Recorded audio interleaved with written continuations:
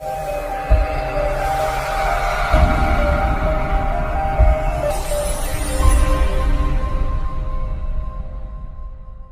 चलिए आज की वीडियो शुरू करते हैं।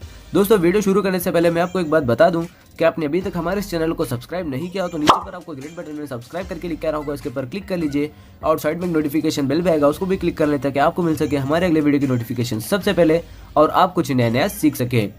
સૌરાષ્ટ્રની એકમાત્ર સ્કૂલ જ્યાં ટ્રસ્ટી તથા સંચાલકો ડોક્ટર, એન્જિનિયર તથા શિક્ષકો છે એવી Kanabar school of science and commerce. કાર્યક્ષેત્ર ધોરણ 5 થી 10, 11-12 સાયન્સ એન્ડ કોમર્સ। દીકરાઓ અને દીકરીઓ માટેના ઉજ્જવળ ભવિષ્ય માટે વાલીઓની પહેલી પસંદગી Kanabar school of science and commerce. અહીં છે શ્રેષ્ઠ શિક્ષકો દ્વારા મર્યાદિત સંખ્યામાં વિદ્યાર્થીઓ માટે ભણતર, અલગ અલગ સાયન્સ લેબ, કોમ્પ્યુટર લેબ, દીકરાઓ તથા દીકરીઓ માટે અલગ અલગ હોસ્ટેલ સાથે શુદ્ધ સાત્વિક ભોજનની વ્યવસ્થા, ટ્રાન્સપોર્ટેશનની સુવિધા, જી તેમજ નીટની તૈયારી સ્કૂલમાં જ। તો આથી વિશેષ આપ આપના બાળક માટે શું ઈચ્છો તો આજે જ એડમિશન માટે સંપર્ક કરો। Unit 1 Kanabar school of science and commerce, Khamrod ચોકડી, Junagadh bypass, Junagadh. Unit 2 main post ઓફિસની પાછળ શ્યામ વિદ્યાલય, સરકારી ગોડાઉન પાસે, ગાંધીગ્રામ, જુનાગઢ। નમસ્તે વિદ્યાર્થી મિત્રો, ગયા લેક્ચરની અંદર આપણે લોકોએ વીએસસી કાર સિદ્ધાંત, તેની ઉપયોગિતા, તેની મર્યાદા વિશે અભ્યાસ કર્યો। હવે આજના લેક્ચરમાં આપણે લોકો વીએસસી પીઆર સિદ્ધાંતના આધારે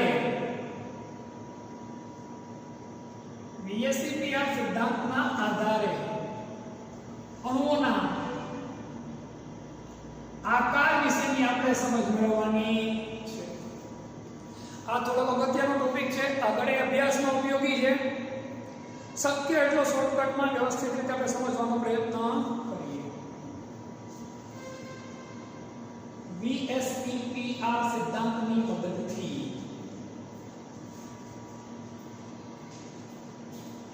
અણુનો આકાર નક્કી કરવો।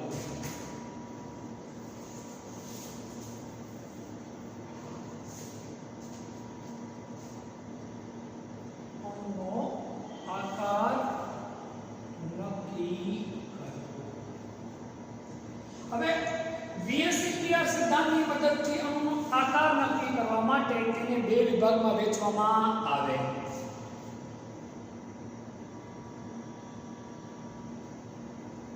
આ સિદ્ધાંતની મદદથી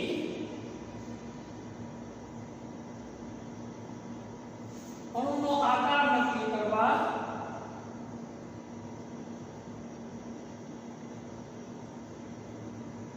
તેને બે વિભાગમાં વહેંચવામાં આવે। કેટલા વિભાગમાં વહેંચવામાં આવે? બે વિભાગમાં।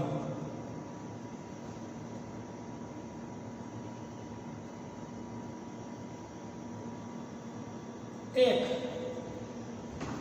એવું અણુ કે જેમાં મધ્યસ્થ પરમાણુમાં એક પણ અબંધકારક ઇલેક્ટ્રોન યુગ્મ નથી। અણુ કે જેમાં મધ્યસ્થ પરમાણુને અબંધકારક, મધ્યસ્થ પરમાણુમાં અબંધકારક એટલે બંધમાં ભાગ લેતો નથી એવો કારક ઇલેક્ટ્રોન યુગ્મ ન હોય। અને બીજો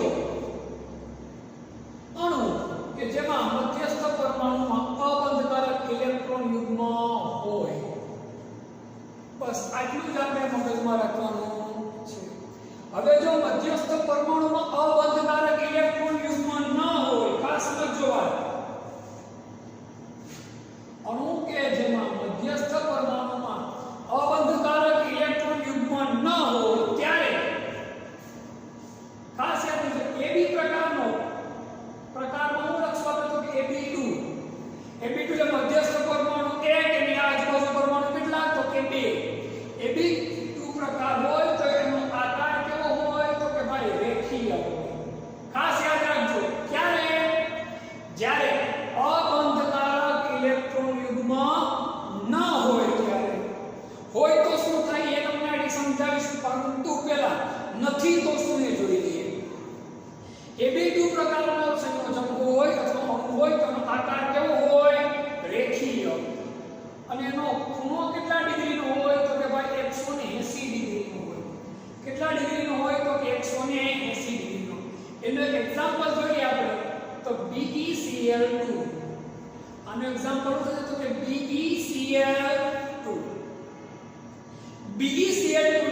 અંદર એક પણ અબંધકારક ઇલેક્ટ્રોન યુગ્મ બેરિલિયમ પાસે નથી.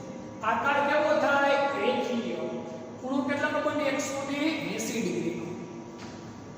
AB3 પ્રકાર હોય. AB3 એટલે મધ્યસ્થ પરમાણુ 1. આજુબાજુમાં કેટલા પરમાણુ? તો કે 3. કેટલા? 3. તો આનો આકાર કેવો હોય? તો કે ભાઈ સમતલીય સમત્રિકોણીય. સમતલીય સમત્રિકોણીય. આનો આકાર કેવો બને? તો કે ભાઈ સમતલીય સમત્રિકોણીય આકાર બને છે. સમતલીય સમત્રિકોણાકાર બને. એક સેકન્ડ જરા નેક્સ્ટ સ્ટેપ કરીએ છીએ. આપણે આમ લઈએ ખૂણો 180 ડિગ્રી. ઉદાહરણ તો કે ભાઈ BeCl2. હું આનું ઉદાહરણ તો આપું તો કે ભાઈ BeCl2 તમામ થશે. Be ને બદલે આપણે કે લખીએ Be. મધ્યસ્થ પરમાણુની આસપાસ એક પણ અબંધકારક ઇલેક્ટ્રોન યુગ્મ નથી. આનો આકાર રેખીય છે. હવે AB3 પ્રકારનો પરમાણુ હોય. AB3 પ્રકારનો પરમાણુનો અર્થ શું હોય? કે મધ્યસ્થ પરમાણુ કે એની આસપાસ કેટલા પરમાણુ? તો કે 3. કેટલા? 3. એનો ખૂણો કેટલાનો બને? તો કે 120 ડિગ્રીનો બને. કેટલાનો બને? તો કે ભાઈ 120 ડિગ્રીનો બને. કેટલાનો બને? 120 ડિગ્રીનું બને. એક્ઝામ્પલ છે તો કે PF3. બોરોન ટ્રાઇફ્લોરાઇડ. આનો આકાર આ પ્રકારનો છે.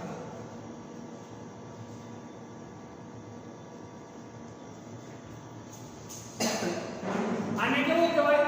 સમતલીય સમત્રિકોણ. સમતલીય સમત્રિકોણીય આકારનો આને બન્યો કહેવાય. ત્યારબાદ આપણે જોઈએ AB4 પ્રકાર. AB4 પ્રકાર આનો આકાર કેવો બનશે? તો કે સમચતુષ્ફલકીય.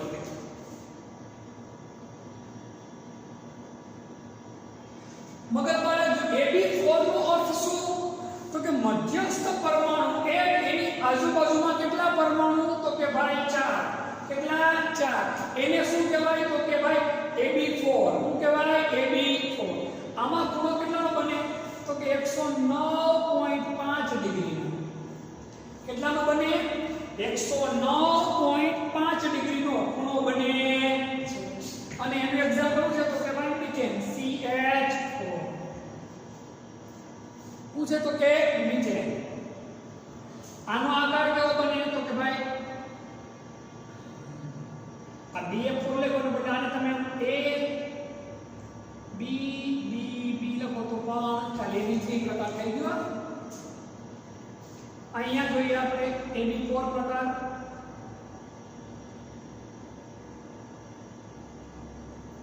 આ ખરેખર 3 ડાયમેન્શન આકૃતિ બને છે.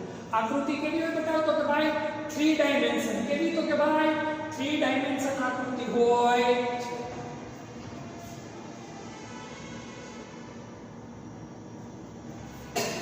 સમચતુષ્ફલકીય આકાર બને. કેવો આકાર બને? તો કે ભાઈ સમચતુષ્ફલકીય આકાર બને છે. AB5 મધ્યસ્થ પરમાણુ એક એની આજુબાજુમાં કેટલા પરમાણુ? તો કે ભાઈ 5 પ્રકાર પરમાણુ. કેટલા પરમાણુ? તો કે 5 પ્રકારના પરમાણુ. એક સરખા હોય તો પણ ચાલે, કે અલગ અલગ હોય તો પણ ચાલે. આનો આકાર કેવો બનશે? તો કે ત્રિકોણીય દ્વિપિરામિડલ. ત્રિકોણીય દ્વિપિરામિડલ. આના ખૂણાનું માપ નહીં જોશું, કારણ કે એમાં અલગ અલગ પ્રકારના એંગલ બને. એક 90 નો બને, એક 120 નો બનતો હોય. એટલે એના માટે આપણે વધારે મોટું જવાબ કરવાની જરૂર નથી. એનું એક્ઝામ્પલ છે PCl5. શું છે એક્ઝામ્પલ? તો કે ભાઈ PCl5 ફોસ્ફરસ પેન્ટાક્લોરાઇડ. હું તો કે ફોસ્ફરસ પેન્ટાક્લોરાઇડ. આકાર તમે આમ આપી શકો.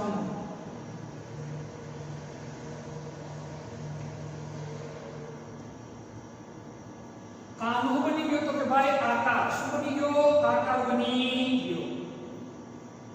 ત્યારબાદ AB6.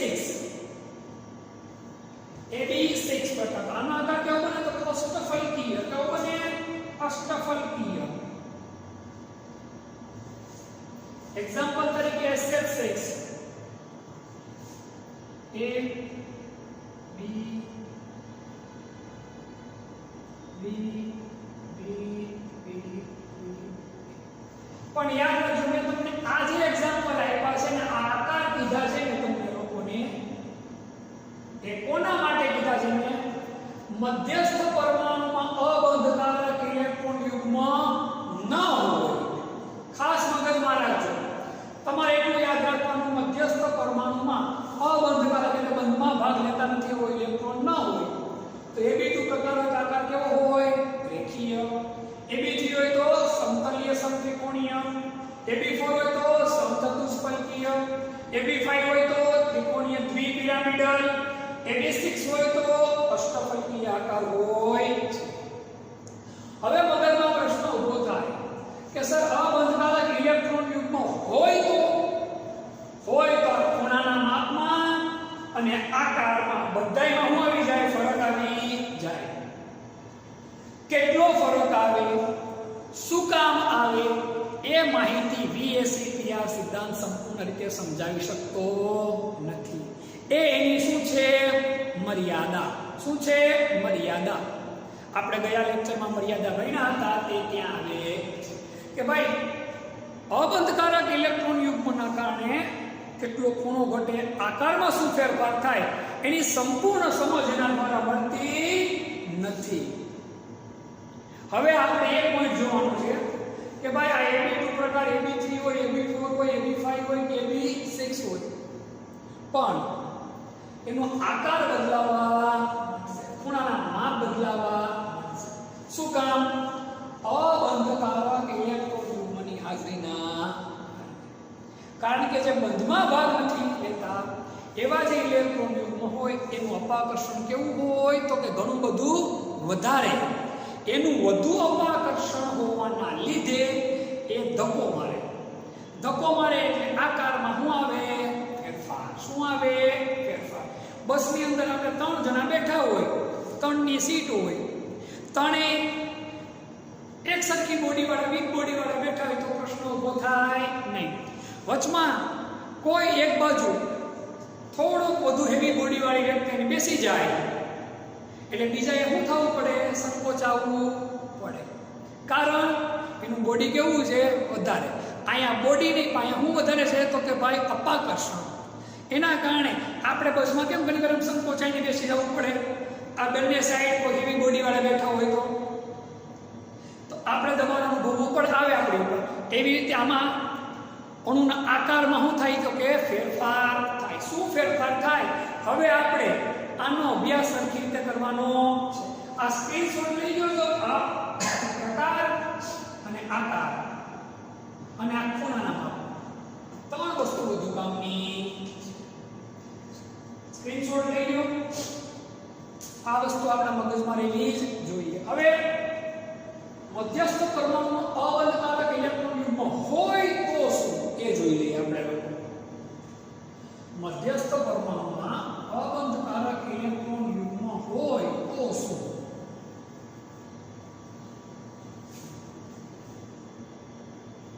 જો મેં આપको નોટ कर नाखूं न काट नाखूं मैं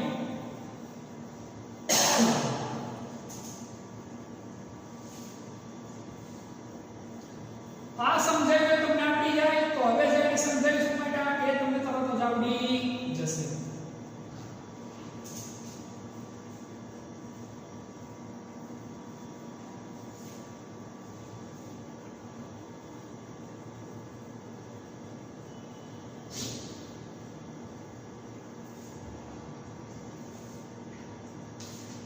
અણુ કે મધ્યસ્થ પરમાણુ અણુ કે જેમાં મધ્યસ્થ પરમાણુમાં અબંધકારક ઇલેક્ટ્રોન યુગ્મ હોય આના માટેનો આપણે જોઈએ એક્ઝામ્પલ જોઈએ આપણે Ab2E દાખલા તરીકે આના આપણે એક્ઝામ્પલ જોઈએ તો Ab2E આ E એટલે શું અબંધકારક ઇલેક્ટ્રોન યુગ્મ એટલો E એટલે કેટલું યુગ્મ 1 E2 હોય તો કેટલા બંધકારક ઇલેક્ટ્રોન યુગ્મ 2 યુગ્મ એટલે શોર્ટ ખબર ને તો Ab2E નો અર્થ મધ્યસ્થ પરમાણુ 1 ભાઈ મધ્યસ્થ પરમાણુ B2 એટલે મધ્યસ્થ પરમાણુની આસપાસ બે પરમાણુ મધ્યસ્થ પરમાણુ સાથે જોડાયેલા બે પરમાણુ અહીંયા બગડ્યો છે અને આ E નો અર્થ શું મધ્યસ્થ પરમાણુમાં રહેલ અબંધકારક ઇલેક્ટ્રોન યુગ્મ જો અહીંયા E2 હોય તો મધ્યસ્થ પરમાણુ રહેલા બે અબંધકારક ઇલેક્ટ્રોન યુગ્મ E3 હોય તો કેટલા તો કે 3 ઇલેક્ટ્રોન યુગ્મ આમ આપણે યાદ રાખવું પડે જોઈએ હવે આમાં AB2E પ્રકાર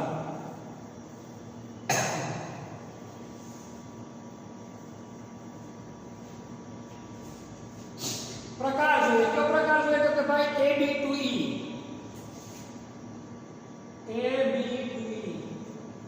આમાં અબંધકારક ઇલેક્ટ્રોન યુગ્મ કેટલા છે તો કે એક જોડ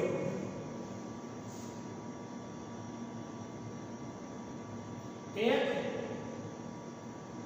અબંધકારક ઇલેક્ટ્રોન યુગ્મ કેટલા એક આના એક્ઝામ્પલ જોઈએ આપણે SO2 O3 દાખલા તરીકે SO2 O3 કઈ રીતે તો જોઈએ સલ્ફરની છેલ્લી કક્ષામાં કેટલા ઇલેક્ટ્રોન હોય તો કે ભાઈ 6 કેટલા હોય 6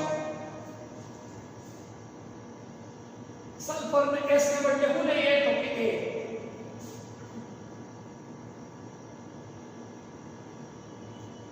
B કોને બદલે લેશું તો કે ઓક્સિજન ને બદલે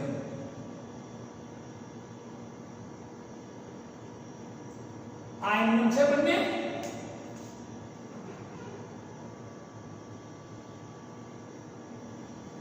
આ જે બનાવ્યું આવું છે અબંધકારક ઇલેક્ટ્રોન યુગ્મ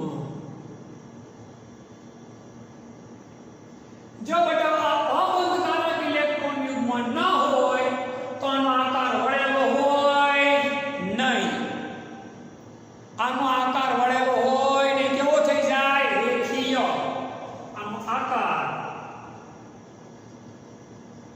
કેવો છે ત્યારે વળેલો હું કામ આ જે અબંધકારક ઇલેક્ટ્રોન યુગ્મ છે એનું અપાકર્ષણ કેવું છે તો કે વધારે એટલે એક ધક્કો મારે આમ ઊભું છે ધક્કો લાગે એટલે ક્યાં જાય ઉપરથી દબાણ આવે એટલે આ ક્યાં જવા માંડે આમ નીચે એટલે આકાર કેવો થઈ જાય આનો વળેલો કેવો આકાર થઈ જાય તો કે ભાઈ વળેલો આકાર થઈ જાય છે આકાર કેવો થઈ જાય તો કે ભાઈ વળેલો આનો આકાર થઈ જાય છે ફરીવાર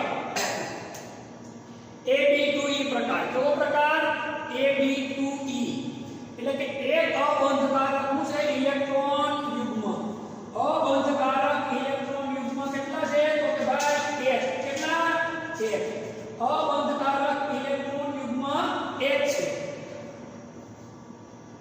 દાખલા તરીકે SO2 અને O3 અબંધકારક ઇલેક્ટ્રોન યુગ્મ એક હોવાને કારણે આકાર કેવો થઈ જાય તો કે ભાઈ વળેલો કેવો થઈ જાય વળેલો અહીંયા ખૂણો કેટલાનો થાય તો કે ભાઈ 120 નો નહીં પણ ખૂણો કેટલાનો થશે તો કે ભાઈ 119.5 ડિગ્રીનો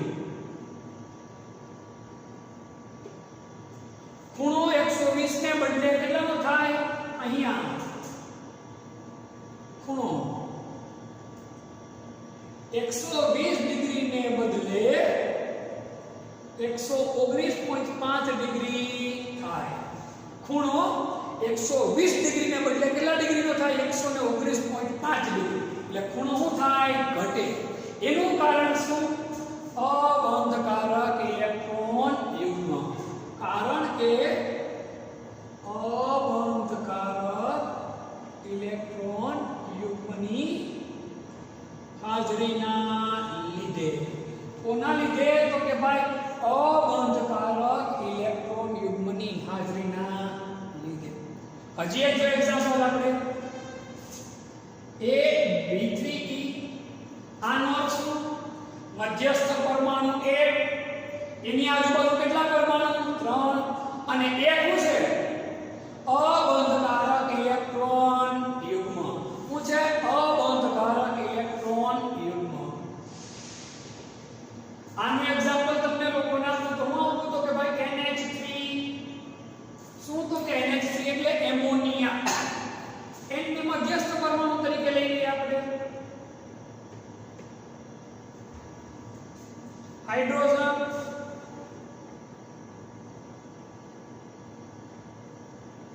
તો આ શું છે અબંધકારક ઇલેક્ટ્રોન યુગ્મ. અબંધકારક ઇલેક્ટ્રોન યુગ્મ. આ શું છે તો કે ભાઈ અબંધકારક ઇલેક્ટ્રોન યુગ્મ છે. આનો આકાર કેવો છે તો કે ભાઈ સમચતુષ્ફલકીય. કેવો છે તો કે ભાઈ સમચતુષ્ફલકીય. આકાર કેવો બનશે તો કે ભાઈ સમચતુષ્ફલકીય આકાર બને છે. હવે ખરેખર AB3 નો આકાર કેવો બને તો કે સમચતુષ્ફલકીય, પણ એને બદલે ખરેખર બનવો જોઈએ સમચતુષ્ફલકીય આકાર, પરંતુ એને બદલે બને છે કેવો આકાર તો કે ભાઈ ત્રિકોણીય પિરામિડલ. કેવો આકાર બને છે તો કે ભાઈ ત્રિકોણીય પિરામિડલ આકાર બને છે. કેવો આકાર બને તો કે ભાઈ ત્રિકોણીય પિરામિડલ આકાર બને છે. બનવો જોઈએ કેવો તો કે સમચતુષ્ફલકીય.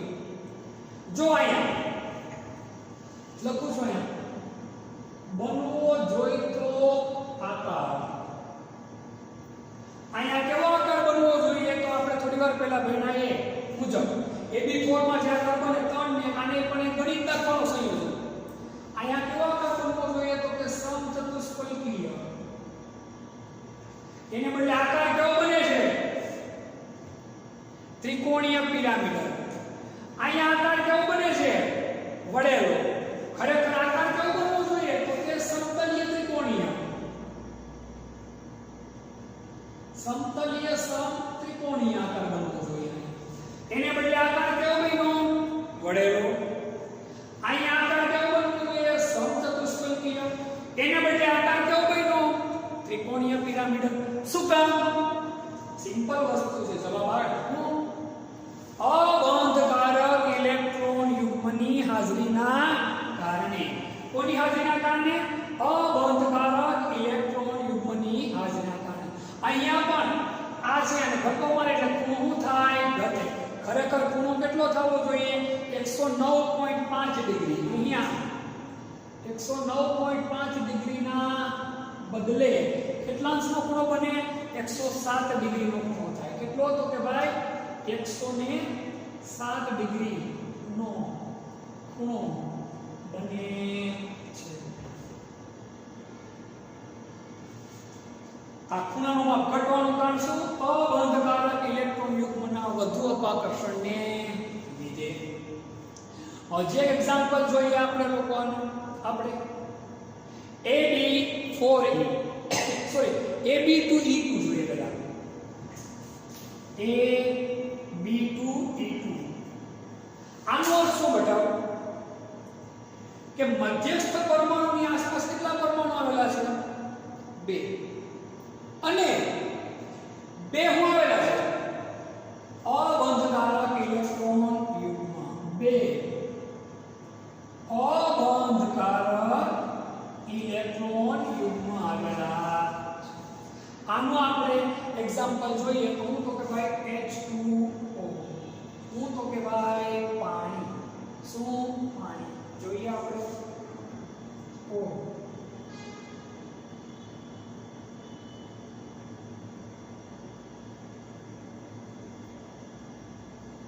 આ છે અબંધકારક ઇલેક્ટ્રોન યુગ્મ. તો કે અહીંયા 2 જોડ છે જેનું અપાકર્ષણ કેવું હોય આના કરતા પણ વધારે એટલે વધુ કરશે દબાવે.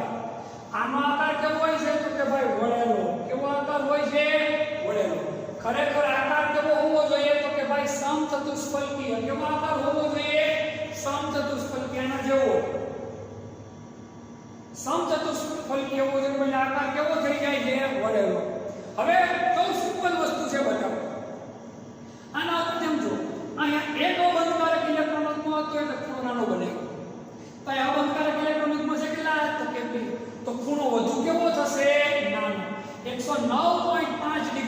સેલ્સિયસ ને બદલે 109.5 ડિગ્રી ને બદલે કેટલો બનશે તો કે ભાઈ 104.5 ડિગ્રી બને. ખૂણો કેટલો થાય 104.5 ડિગ્રી બને છે. કેટલા ડિગ્રી બને તો કે 104.5 ડિગ્રી નો બને છે. આ એટલા માટે આપણે સમજવાની વસ્તુ જરૂર છે કારણ કે અબંધકારક ઇલેક્ટ્રોન યુગ્મની સંખ્યા વધે એટલે ખૂણાને શું થાય તો કે ખૂણાનું મૂલ્ય શું થાય ઘટે. કારણ કે અહીં શું લાગે અપાકર્ષણ આવે વધારે બંને તરફથી અપાકર્ષણ લાગે એટલા માટે આ વસ્તુ વધારે અગત્યની છે. આનો સ્ક્રીનશોટ લઈ લો પછી હજી આમાં બે પ્રકાર છે તમને મારે સમજાવવા પડે છે એટલામાં પૂરું થશે નહીં. સ્ક્રીનશોટ આનો તમે લઈ લો.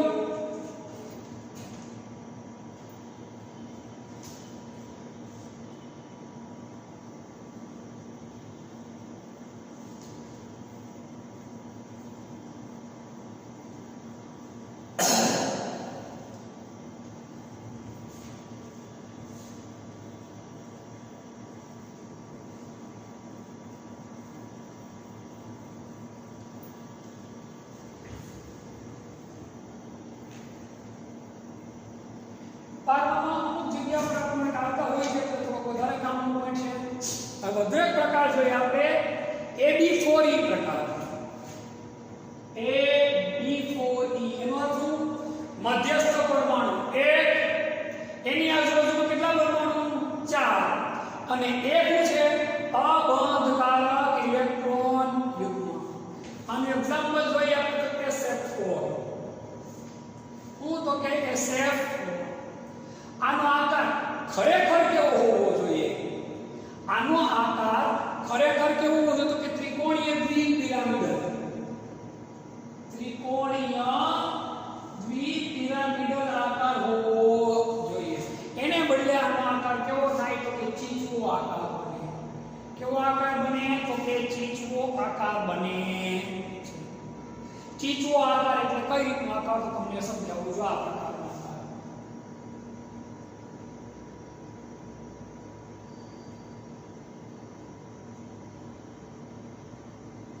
આ પ્રકારનો આને કયો આકાર કહેવાય તો કે ચીચવો આકાર. આને બદલે તમે આ પ્રકારનો પણ આનો આકાર બનાવી શકો. આ ચીચવો આકાર આ કયો આકાર છે તો કે ભાઈ ચીચવો આકાર. કયો થયો? ચીચવો આકાર. બીજો આ પ્રકારનો પણ તમે આકાર બનાવી શકો.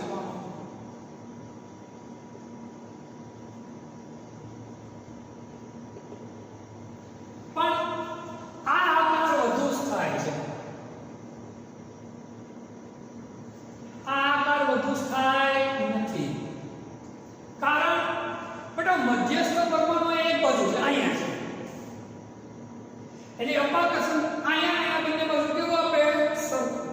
અહીંયા બને એટલા માટે આ આકાર છે વધારે કેવો છે? સ્થાયી. કેવો છે? વધુ સ્થાયી છે. ખાસ યાદ રાખજો વસ્તુ.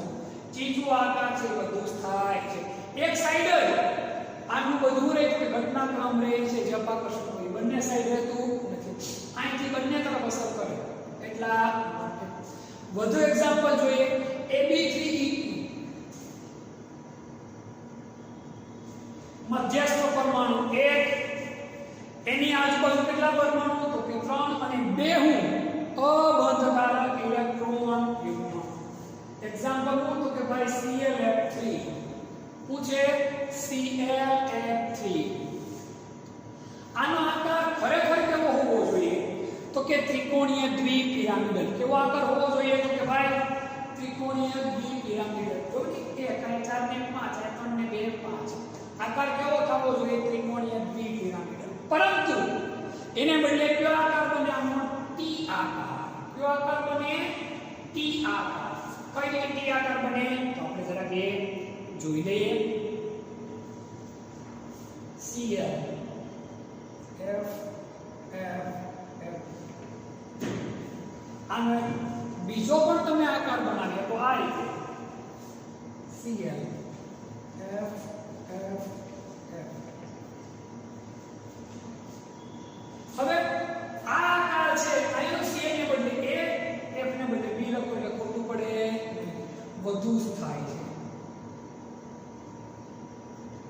આની સ્થાયિકતા કેવી છે? વધારાની જેમ એક જ સાઈડ લાગે. જો આ કેવો બને તો કે ટી બને. કેવો બને?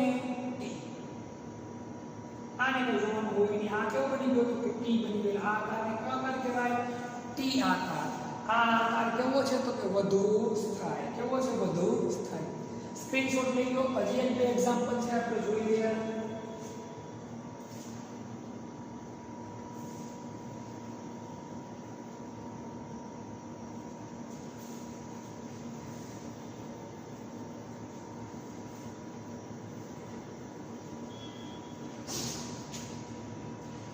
B5 શું આવશે તો કે ભાઈ A B5 E. આનું એક્ઝામ્પલ છે BrF5. ફરીવાર સમજાવું. મધ્યસ્થ પરમાણુ એક, આજુબાજુ કેટલા પરમાણુ તો કે 5 અને એક હું તો કે અબંધકારક ઇલેક્ટ્રોન યુગ્મ. કેવો તો કે ભાઈ અબંધકારક ઇલેક્ટ્રોન યુગ્મ. આનો આકાર કેવો હોવો જોઈએ તો કે સમચોરસ પિરામિડ. કેવો આકાર બનવો જોઈએ તો કે ભાઈ સમચોરસ પિરામિડ. પરંતુ એને બદલે આકાર બને છે કેવો આનો કે ભાઈ અષ્ટફલકીય. સમચોરસ પિરામિડને બદલે આકાર કેવો બને તો કે ભાઈ અષ્ટફલકીય બને. કઈ રીતે તો કે જોઈએ A B થઈ ગયો મધ્યસ્થ પરમાણુ. આ રચના પ્રમાણમાં કેવી હોય તો કે વધુ જોઈએ. A B4E2. આનો આકાર પણ ખરેખર કેવો હોવો જોઈએ તો કે ભાઈ સમતલીય ચોરસ. કેવો આકાર હોવો જોઈએ તો કે સમતલીય ચોરસ. આનું એક્ઝામ્પલ જોઈએ આપણે XeF4. મધ્યસ્થ પરમાણુ એક, એની આજુબાજુ પરમાણુ કેટલા? 4 અને બે હું છે અબંધકારક ઇલેક્ટ્રોન યુગ્મ.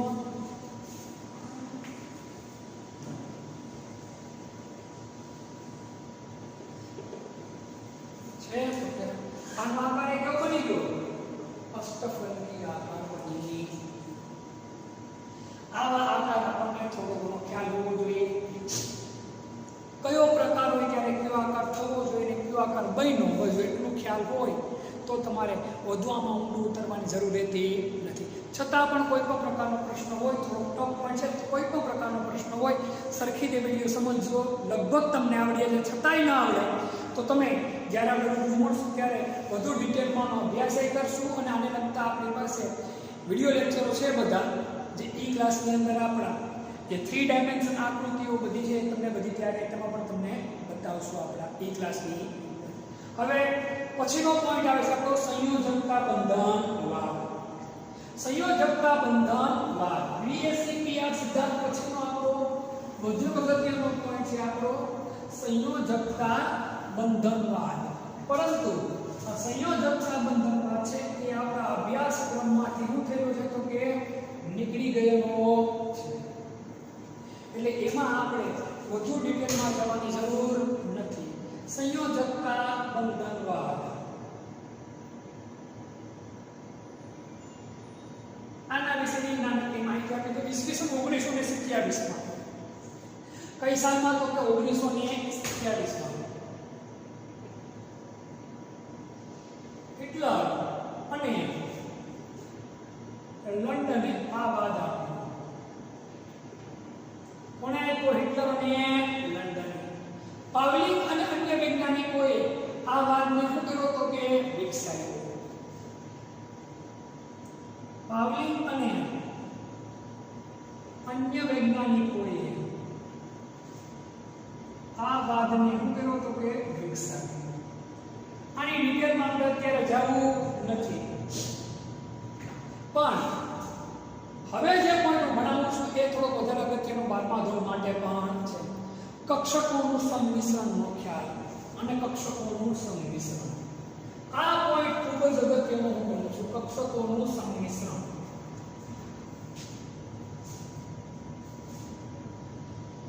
કક્ષકોનું સંમિશ્રણ ચોપડીમાં આપ્યું એના કરતાં વધુ ડિટેલમાં અને વધુ થોડી જુદી રીતે પણ આપણે અભ્યાસ કરવાનો પ્રયત્ન કરશું. જેથી આપણે સહેલાઈથી આવડી જાય અને ભૂલાય નહીં. હાઇડ્રોજનના અણુની વાત કરીએ આપણે H2 નો અણુ. તો હાઇડ્રોજનના અણુમાં બે હાઇડ્રોજનના પરમાણુ એકબીજાની કેવા હોય તો ખૂબ જ નજીકની કક્ષક હોય તો એકબીજાનો શું થાય ઓવરલેપ થાય. ઓવરલેપ થાય એટલે એકબીજાનો જે આચ્છાદન પામે અથવા અડે એકબીજાને ભેદે તો એને શું કહેવાય કક્ષકો ભેગી થાય તો એને શું થયું કે કર્યું કહેવાય તમે એનું સંમિશ્રણ કર્યું. આ ખાલી હાઇડ્રોજનના કિસ્સામાં નહીં, ઘણી બધી એવી કક્ષકો છે જે એકબીજા સાથે સંમિશ્રણ પામે. આપણે એના વિશે હવે અભ્યાસ કરવાનો છે કે ભાઈ કક્ષકોના સંમિશ્રણ કઈ રીતે થાય, શું થાય એના વિશે આપણે જોઈ લઈએ.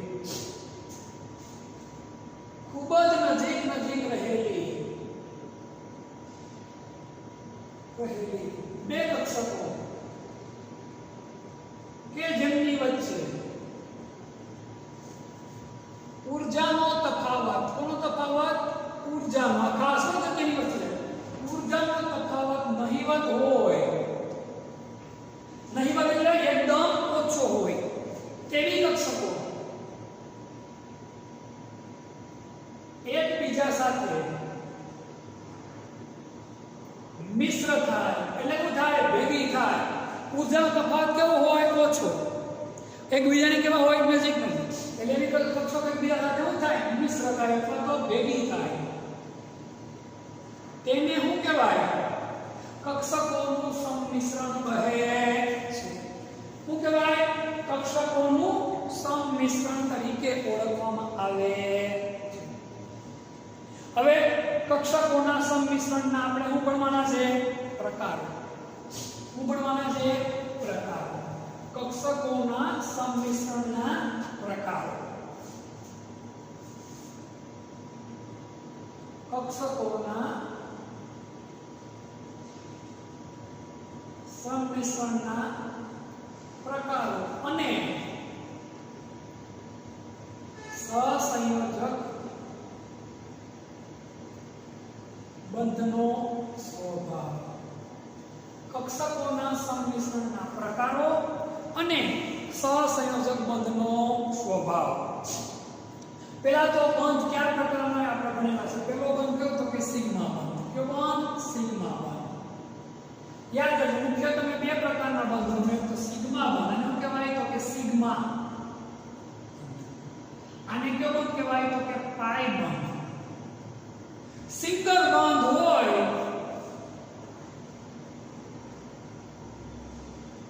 એ હંમેશા કયો બંધ હોય? સિગ્મા બંધ હોય ને હોય જ, બીજું કઈ હોય નહીં. ડબલ બંધ હોય તો એક સિગ્મા એક પાઈ. ટ્રિપલ બંધ હોય તો એક સિગ્મા અને બે ક્યાં? પાઈ. ખાસ યાદ રાખજો, સિંગલ બંધ હોય તો હંમેશા કયો બંધ હોય? સિગ્મા બંધ. એનો અર્થ દરેક સંયોજનમાં સિગ્મા બંધ હોય ને હોય જ. ડબલ બંધ હોય તો કયો બંધ? એક સિગ્મા એક પાઈ. ટ્રિપલ બંધ હોય તો બે પાઈ બંધ અને એક સિગ્મા બંધ. યાદ રાખજો, સૌથી પહેલો કયો બંધ તૂટે? પાઈ બંધ તૂટે. ટ્રિપલ બંધ તો પહેલા પાઈ બંધ આ તૂટે, પછી પાઈ બંધ આ તૂટે ને છેલ્લે કયો બંધ તૂટે? સિગ્મા બંધ તૂટે. ખાસ મારી વાત મગજમાં રાખજો, કોઈ પણ સંયોજન હોય એમાં સિગ્મા બંધ આવેલો જ હોય. સહસંયોજક સંયોજનની મુખ્ય ખાસિયત એમાં કયો બંધ હોય? સિગ્મા બંધ હોય ને હોય. જો ડબલ બંધ હોય તો એક સિગ્મા અને એક પાઈ. ટ્રિપલ બંધ હોય તો બે પાઈ અને એક સિગ્મા. સૌથી પહેલા પાઈ બંધ તૂટે, પછી સિગ્મા તૂટે. જો ટ્રિપલ બંધ હોય તો પહેલો પાઈ બંધ તૂટે, બીજો પાઈ બંધ તૂટે અને પછી કયો બંધ તૂટે તો કે ભાઈ સિગ્મા બંધ તૂટે છે. આ ખાસ અગત્યની વાત આપણે મગજમાં રાખવાની થાય છે. હવે આ જે સિગ્મા બંધ કોને કહેવાય જરા જોઈ લઈએ આપણે. આ સહસંયોજક બંધ કક્ષકોના, યાદ રાખજો, આ સહસંયોજક બંધ કક્ષકોના છેડાથી છેડાના સંમિશ્રણથી બને. ખાસ યાદ રાખજો, આ સહસંયોજક બંધ કક્ષકોના છેડાથી છેડાના કોના તો કે કક્ષકોના છેડાથી છેડાના સંમિશ્રણથી બને છે.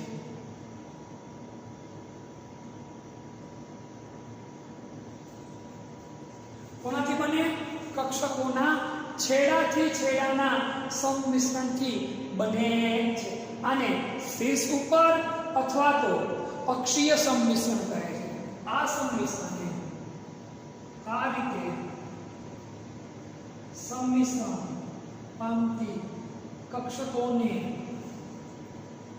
અક્ષીય સંમિશ્રણ કહે છે. શું કહેવાય? તો કે ભાઈ અક્ષીય સંમિશ્રણ. બીજો પણ છે કયો બંધ? તો કે ભાઈ પાયબંધ. કયો બંધ? તો કે પાયબંધ. પાયબંધ વિશે જો આમાં કક્ષકો છે એ એની અક્ષ એકબીજાને કેવી હોય? તો કે સમાંતર. અહીં કક્ષકોની અક્ષ એકબીજાને કેવી હોય? સમાંતર હોય. સિગ્મા બંધના ઉદાહરણ નામ લે કે દાખલા તરીકે SS કક્ષકનું સંમિશ્રણ,